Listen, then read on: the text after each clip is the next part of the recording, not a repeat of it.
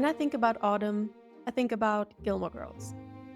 The cozy small town vibes, the quirky characters, the storylines that don't always make sense.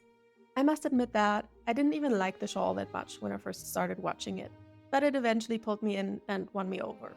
So once I decided to go to New England in autumn, I knew I had to stop by in Connecticut to fulfill my wildest Gilmore Girls dreams. I traveled backwards through Rory's past and started in New Haven to visit Yale. If you haven't watched the first episode of this series, I went to Harvard just 2 days before and was curious to make my own judgment about Rory's choice.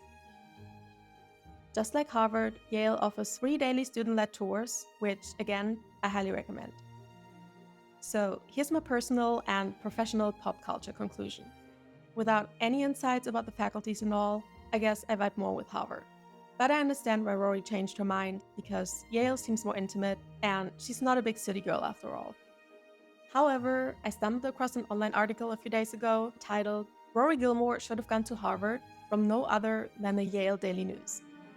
I'll link it in the description box, but to sum it up, the reporter basically said that at Harvard, Rory would have toughened up and adapted to the real world more quickly because Cambridge is much further away from Stars Hollow than New Haven, so she wouldn't have traveled back home all the time. I think she's right, of course, but Yale made more sense for the plot.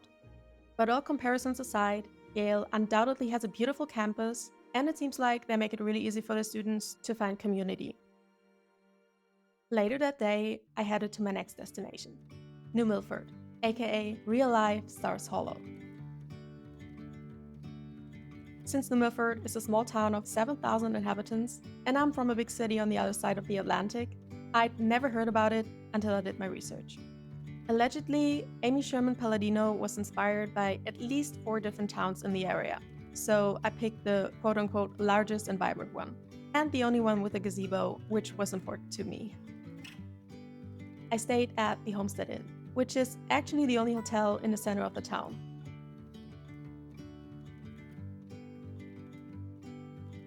The common area was an absolute dream.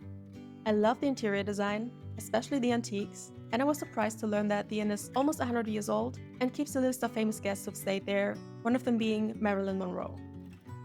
I managed to peek into the fancy rooms inside the main building, and they looked absolutely stunning.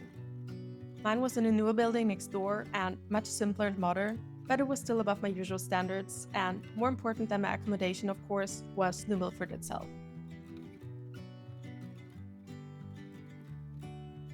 Obviously, the town originally inspired Stars Hollow and not the other way around, but I guess the tables have turned at some point. The people there know for sure what they're doing, and an employee at my inn confirmed that a good 50% of the guests are indeed Gilmore Girls fans. After exploring New Milford, I took an Uber to the Mayflower Inn in Washington, where Amy Sherman-Palladino started writing the show. Why didn't I stay there, one might ask? Well, for one, because there's not much going on in the town. And second, I almost had a heart attack when I checked the prices. I'm still glad that I came to visit though. Shout out to the nice employee who told me to check out the Shakespeare Garden, from which I could also see the backside of the inn. My original plan was to have a late lunch at Marty's afterwards, which resembles Luke's diner, but to my disappointment, the kitchen was already closed once I got there. So I went back to New Milford, had a calm, quiet evening, and of course, watched some Gilmore Girls. And with that, the New England part of my trip comes to an end. See you soon in New York City.